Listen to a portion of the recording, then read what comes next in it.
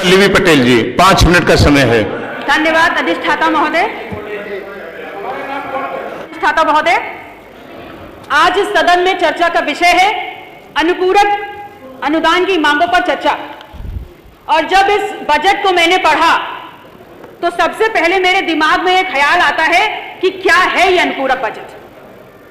यह है भारतीय जनता पार्टी का अनुपूरक बजट। वो भारतीय जनता पार्टी जो अपने आप को इस विश्व की सबसे बड़ी संगठन होने का दंभ भरती है और डंका पीट कर कहती है। अगर डंका पीट कर कह रहे हैं तो इसी सदन में अभी 5 मिनट पहले मैंने एक टिप्पणी सुनी है बहुत ही सीनियर सदन के सदस्य के द्वारा कि सांझ को आंच नहीं। तो अगर सांझ को आंच नहीं है तो इस सवाल का जवाब दीजिए कि उत्तर प्रदेश क्या सिर्फ हिंदुओं का प्रदेश है? एक धर्म के नाम का, एक धर्म विशेष के नाम का आप तुष्टीकरण करते हैं। और अगर पूछा जाएगा तो आप कहेंगे नहीं होता। कैसे नहीं होता? अगर नहीं होता है तो आप बताइए इस बजट में आपने जैनों को क्या दिया है? आपने सिखों को और गुरुद्वारों को क्या दिया है? आपने बौद्धों को और बौद्ध मठों को क्या दिया है? आपने कबीर पंथों को क्या दिया है? और बहुत दूर मत जाइए, आपने नाथ संप्रदाय को क्या दिया है?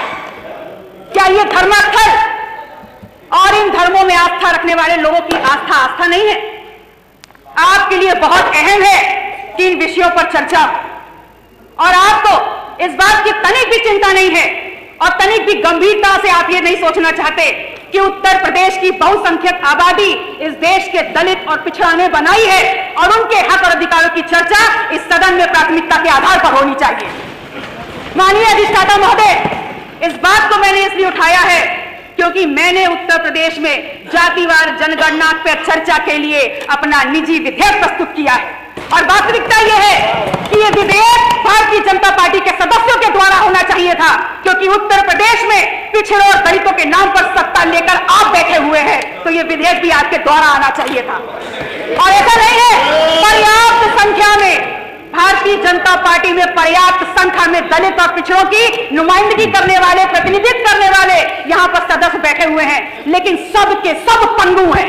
और आप पंगु हैं इसलिए यहां पर आप देश कहे या कुछ भी कहे, सच्चाई नहीं छुपने वाली। माननीय सदस्य, माननीय सदस्य, माननीय सदस्य